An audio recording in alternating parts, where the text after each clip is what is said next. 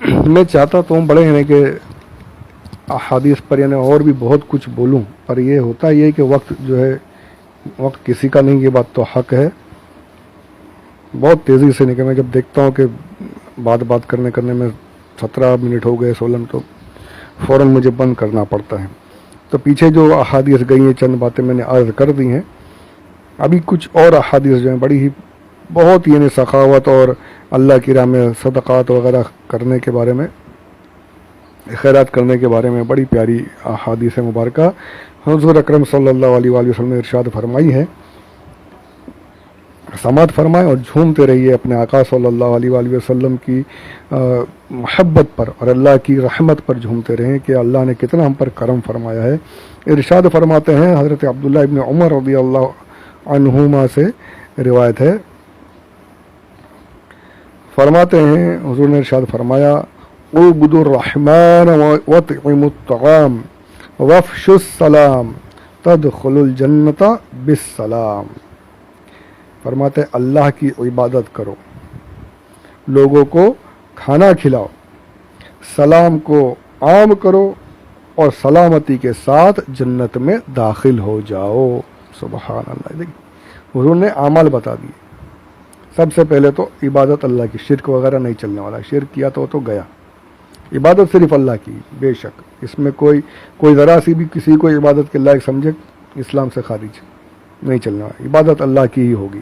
فرمایا اللہ کی رحمان کی عبادت کرو، سب سے پہلا کام. پھر فرمایا لوگوں کو کھانا کھلاؤ.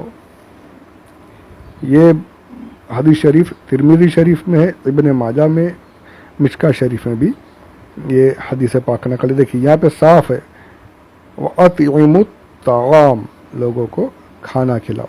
یہاں پر کہیں یہ نہیں ہے حدیث پاک میں کہ یہ کھانا کھلاؤ، اس وقت میں کھلاؤ، اس وقت میں مت کھلاؤ. جی نہیں، صاف فرمایا کھانا کھلاؤ.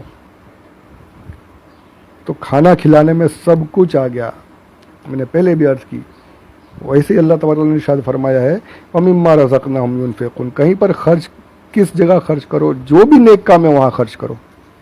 تمہارے پاس ہے گنجائش، جو بھی نیک کام ہے وہاں خرچ کرو. ویسے ہی حدیث پاک میں کھانا کھلاؤ. اگر تمہارے پاس گنجائش ہے تو ہر مسکین کو ہر طریقے سے کھانا کھلاؤ، چاہے وہ نیاز میں ہو، چاہے وہ کسی عرس میں ہو، چاہے وہ کسی کے فاتحہ میں ہو، چاہے وہ کسی کے ایصال ثواب کا ہو، چاہے کسی کے مطلب تیجا 10واں 40واں وغیرہ کا کھانا ہو.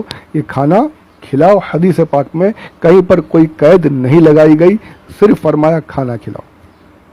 یعنی ہر ایک کو کھانا. جو اب یہ ضروری ہے کہ میت کا کھانا یہ حق اس کا جو ہے جو عام مومنین ہے، اس میں زیادہ تر حق جو ہے وہ مسکینوں کا ہے. اگر آپ کے رشتہ دار وغیرہ بھی آ جاتے ہیں، شامل ہو جاتے ہیں تو اس میں منع نہیں ہے. اعلیٰ حضرت نے منع فرمایا ہے. کس بات سے منع فرمایا ہے؟ دعوت کرنے سے. دعوت کی طرح جیسے خوشیوں میں دعوت کرتے نا، ویسی دعوت کرنا یہ مکروہ ہے. برسی میں 40 میں جیسے خوشیوں میں دعوت ہوتی ویسا وہ نہیں کرنی آپ کو کھلانا ہے غریبوں کو. اگر آپ کے رشتہ دار بھی آ گئے تو اس میں بھی کھلا دیجئے، کوئی حرج نہیں. ہاں یہ ضرور ہے کہ جو یہ انتظار میں بیٹھے رہے کہ میں مردہ کا کھاؤں تو اس کا دل مردہ ہو جائے گا، یہ وعید آئی ہے.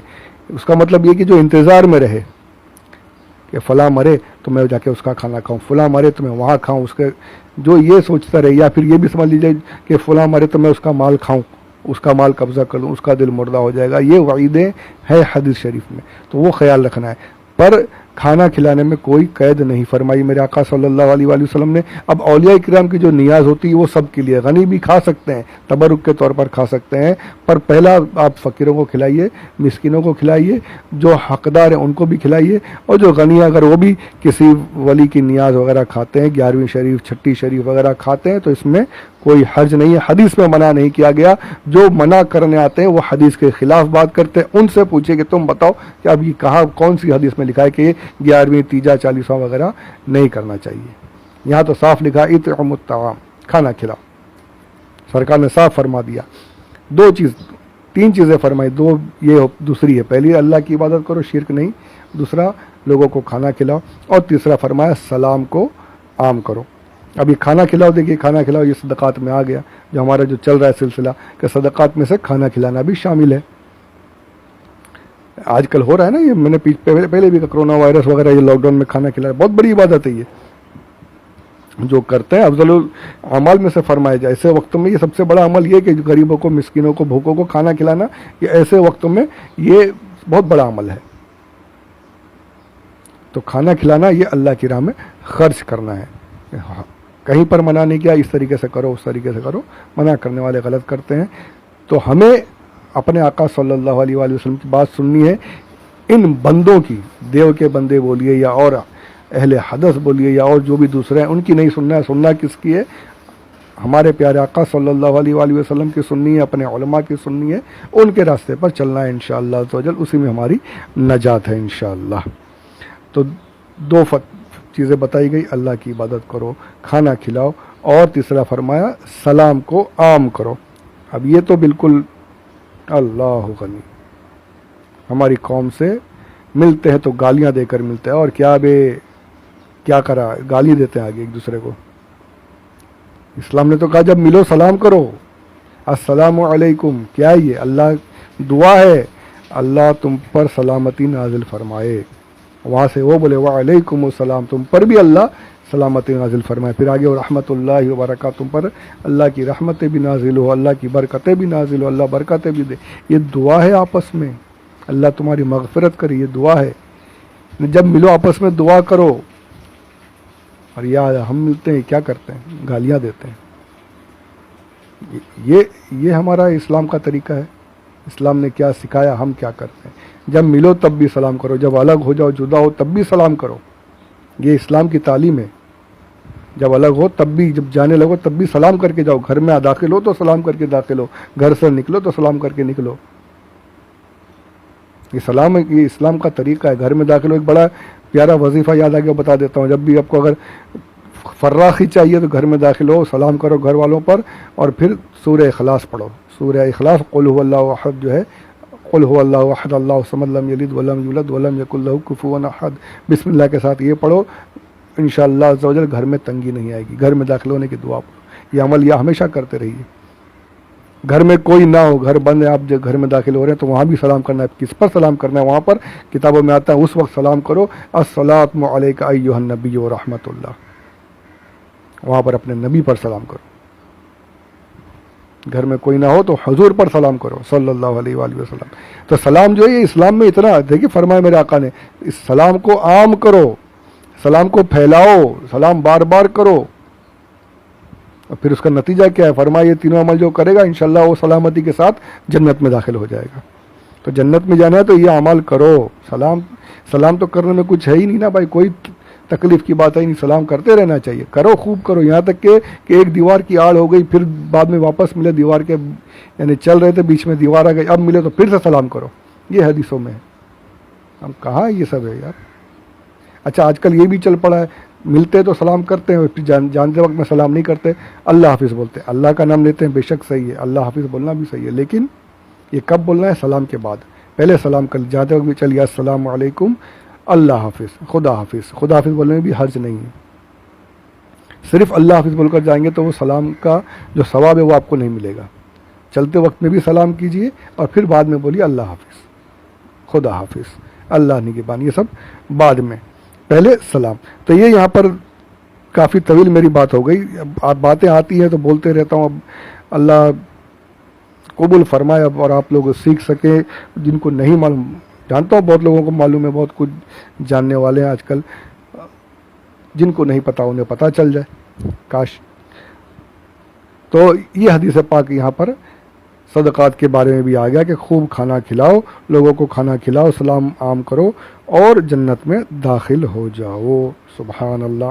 ایک اور حدیث پاک بڑی پیاری، ارشاد فرماتے ہیں، حضرت انس رضی اللہ تعالیٰ عنہ سے روایت ہے کہ حضور نے ارشاد فرمایا، صدقہ رب تعالیٰ کے غضب کو ختم کرتا ہے اور برائی، خاتمے کی برائی کو دفع کرتا ہے. اللہ جب ناراض رہتا ہے نا تو صدقات کر کے اللہ کے غضب کو ٹھنڈا کرتا ہے. صدقہ جو ہوتا ہے، صدقات کرتے رہنا چاہیے کہ ہم سے تو گناہ ہوتے ہیں، اللہ سے ناراض ہوتا رہتا ہے، ہم یعنی کہ غضب میں آتا رہتا ہے، ہمارے اعمال ایسے ہیں.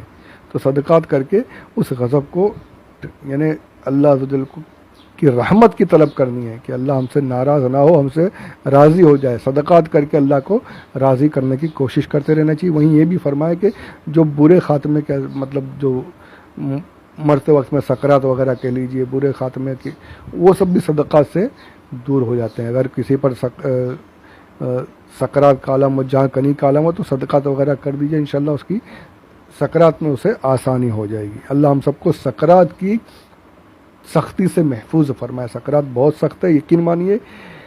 حدیث پاک میں ہے کہ موت اتنی سخت ہے کہ کسی کو تلوار کے 1000 وار کیے جائیں کسی پر، اس سے زیادہ تکلیف موت کے ایک جھٹکے میں ہوتی ہے۔ اللہ اکبر، اللہ اکبر۔ کہ ہم کو اگر سوئی چبھ جائے تو کیسے اچھل پڑتے ہیں، ایک سوئی چبھے تو اچھلتے ہیں، 10 جگہ اگر سوئی چبھائی جائے تو ہم چلا اٹھیں گے۔ فرمایا 1000 مرتبہ تلوار ماری جائے، سوچئے ذرا کیسا، کتنی تکلیف ہوتی ہوگی۔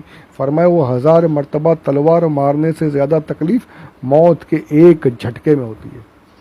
بہت، یہ اس پر تو بہت کچھ بول سکتا ہوں، یعنی اللہ نے عطا فرمایا ہے، میں کچھ نہیں ہوں یار، اللہ کا کرم ہے الحمدللہ، بزرگوں کی دعائیں ہیں الحمدللہ۔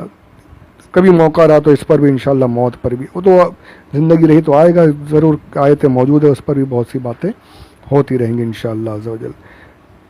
تو یہ یہاں پر بھی کہ صدقات جو ہے اللہ کے غضب کو ٹھنڈا کرتے ہیں، اللہ کو راضی کرنے کا کام کرتے ہیں، صدقات کرتے رہنا چاہیے۔ اب یہ بھی بڑی ایک پیاری اور ایک حدیث پاک آ رہی ہے، وہ بھی سماعت فرما لیجئے۔ حضرت ابو ہریرہ سے ہی روایت ہے رضی اللہ تعالیٰ عنہ، حضور ارشاد فرماتے ہیں کہ جس شخص نے اپنے حلال کمائی سے ایک کھجور کے برابر صدقہ کیا، اللہ عز و جل حلال مال کو ہی قبول فرماتا ہے نا، اللہ عز و جل پاکیزہ ہے، پاکی کو ہی قبول فرماتا ہے، اللہ حلال کو ہی قبول فرماتا ہے۔ جس نے حلال کمائی سے ایک کھجور بھی صدقہ کیا، اللہ تعالیٰ اس صدقے کو اپنے دائیں ہاتھ میں لے لیتا ہے، دائیں ہاتھ سے قبول فرماتا ہے۔ یہاں پر اللہ کا ہاتھ یہ نہیں کہ اللہ کا ہاتھ پیرے، نہیں، یہ اللہ کی قدرت بتائی جا رہی ہے۔ اور دایاں اس لیے بتایا جا رہا ہے کہ انسان اپنا سیدھے ہاتھ سے زیادہ کام کرتا ہے، زیادہ اپنا فوراً کچھ بھی اچھا کام ہوتا ہے سیدھے ہاتھ سے کرتا ہے۔ حدیث میں بھی یہی ہے کہ جو بھی لینا دینا ہو سیدھے ہاتھ سے لو، اور بائیں ہاتھ سے ہم دوسرے کام وغیرہ کرتے ہیں، سیدھے ہاتھ کو افضلیت حاصل ہے۔ تو اس لیے یہ اس صدقے کی اہمیت کو بتانے کے لیے حضور نے فرمایا کہ دائیں ہاتھ سے قبول فرماتا ہے، یعنی وہ صدقہ جو ایک کھجور کے برابر ہی کیوں نہ اللہ کی بارگاہ میں اتنا مقبول ہے کہ اللہ کی رحمت اسے آگے بڑھ کر قبول فرماتی ہے۔ اور صرف قبول نہیں فرماتی، فرمایا کہ اس نے کھجور ہی کیوں نہ دیا ہو، اس صدقے کو اللہ عز و جل قبول چھوٹی سی چیز ہی کیوں نہ دی، پروردگار اسے قبول فرماتا ہے، اور قبول فرمانے کے ساتھ ساتھ اس صدقے کو اس کی نشو نما کرتا ہے۔ اللہ عز و جل جو ایسی اس کی شان ہے، اس صدقے کو اپنے دائیں ہاتھ میں قبول فرماتا ہے، یعنی اس کی رحمت اسے قبول فرماتی ہے، پھر اس صدقے کو صدقہ کرنے والے کے لیے بڑھاتا ہے، جیسے تم اپنے گھوڑے کے بچے کو بڑھاتے ہو۔ جیسے فرمایا ایک چھوٹا گھوڑے کا بچہ ہو، تم اس کی نگہداشت کرتے ہو، بڑھاتے ہو، اسے پالتے پوستے ہو، گھوڑا بڑا ہوتا ہے، تمہارے کام آتا ہے، سواری کے لیے ہو جاتا ہے، تندرست ہو جاتا ہے، بڑا ہو جاتا ہے۔ جیسے تم اپنے گھوڑے کے بچے کو پالتے ہو، اسی طریقے سے اللہ تعالیٰ تمہارے چھوٹے سے صدقے کو قبول فرما کر اس کی نگہداشت فرماتا ہے، اسے تمہارے لیے بڑھاتا ہے، یہاں تک کہ جب قیامت کا دن آئے گا تو تمہارا وہی تھوڑا سا صدقہ جو ہے وہ کوہ احد پہاڑ کے برابر اللہ تعالیٰ صدقے کو کر دیتا ہے، جو تمہارے جنت کے لیے مطلب قیامت کے دن تمہارے کام آئے گا۔ سبحان اللہ، سبحان اللہ، یہاں تک کہ وہ احد پہاڑ کے برابر ہو جاتا ہے۔ کتنا ہی چھوٹا کیوں نہ ہو، صدقہ کرنے میں شرمانا نہیں ہے، اللہ کی بارگاہ میں سب کچھ مقبول ہے، تھوڑا ہی کیوں نہ ہو، اخلاص کے ساتھ۔ اخلاص ضروری ہے، یہ ایک حدیث پاک آگے یاد و عرض کرتا ہوں، پہلے یہ سماعت فرمائے کہ اخلاص کے ساتھ تھوڑا ہی قبول آپ نے اللہ کی راہ میں خرچ کر دیا، وہاں پر مقبول ہے، اور اسے بڑھا دیا جائے گا۔ اللہ بڑھاتا رہتا ہے، بڑھاتا ہے، یعنی میزان میں پھر وہ کھجور نہیں استعمال ہوگا، کھجور کی جتنی اس کا وزن نہیں ہوگا، پھر اس کا وزن کوہ احد کے برابر ہو جائے گا، پہاڑ جتنا وزن ہو جائے گا۔ میزان نامہ عمل میں جب رکھا جائے گا، ترازو میں جب رکھا جائے گا، تو اتنا وزن، اس کا مطلب یہ لیا جا سکتا ہے اتنا، یعنی اللہ ذو الکریم رحمان رحیم ہے ہم گناہ گار بندوں کے لیے، پر اخلاص ضروری ہے۔ حدیث میں یہ بھی ہے کہ قیامت کے دن 3 لوگوں کو لایا جائے گا، ایک آئے گا، کیا کیا؟ یا اللہ میں نے جہاد کیا، میں نے تیری راہ میں اپنی جان قربان کر دی، میں لڑتا رہا، ہر جنگ میں شریک ہوا، شہید ہو گیا۔ اللہ تعالیٰ فرمائے گا کہ تو نے جو کچھ کیا تو جھوٹا ہے، تو نے جو کچھ بھی کیا تو جنگ لڑتا رہا، تو جو کچھ بھی کرتا رہا تو نے لوگوں کے دکھاوے کے لیے کی، اسے جنت میں سے نہیں جہنم میں داخل کر دو، اسے جہنم میں داخل کر دیا جائے گا۔ اسی طریقے سے قاری آئے گا، یا اللہ میں نے قرآن پڑھا، تیرے کلام کو پڑھتا رہا، لوگ جھومتے تھے، لوگ، ارشاد فرمائے گا تو بھی جہنم میں جا، تو نے میرے لیے نہیں پڑھا، تو دنیا کے دکھاوے کے لیے پڑھتا تھا، دنیا کے دکھاوے کے لیے، چل اب تو بھی جہنم میں، اسے بھی جہنم میں۔ یہ میں فٹافٹ بول رہا ہوں۔ تیسرا آئے گا، تو نے کیا کیا؟ یا اللہ میں سخی تھا، ہر جگہ تیرا مال خرچ کرتا تھا، جہاں جہاں موقع رہتا تھا میں خرچ کرتا تھا۔ فرمائے گا، ارشاد ہوگا اسے بھی جہنم میں ڈالو، تم دنیا کے دکھاوے کے لیے خرچ کرتا تھا، بہت خرچ کیا تو نے، ہر جگہ تو خرچ کرتا تھا، لوگوں کی لائنیں لگتی تھی تیری دکان کے باہر، صحیح ہے تو خرچ کرتا تھا، لیکن میرے لیے نہیں کرتا تھا، تو دنیا کے دکھاوے کے لیے۔ لوگ بولیں کہ تو بہت بڑا سخی ہے، بہت بڑا خرچ کرنے والا ہے، بہت بڑا تو اللہ کی راہ میں دینے والا ہے، لوگ بولیں تو تیرے دل میں یہ تھا کہ لوگوں میں تیری واہ واہی ہو، میرے لیے نہیں تھا، تیرا جو کچھ خرچ تھا وہ اخلاص سے خالی تھا، وہ صدقات وغیرہ سب دنیا کے دکھاوے کے لیے تھے، اب تیرے لیے میرے پاس کوئی ثواب نہیں ہے، جہنم میں داخل کر۔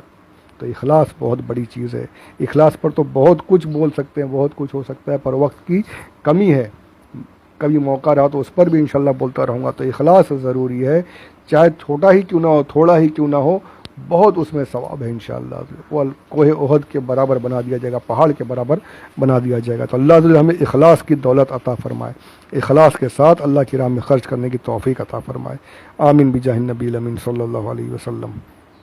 وما علینا الا البلاغ المبین۔ آگے کے واقعات اور انشاءاللہ اگلے آڈیو میں سماعت فرمائیں۔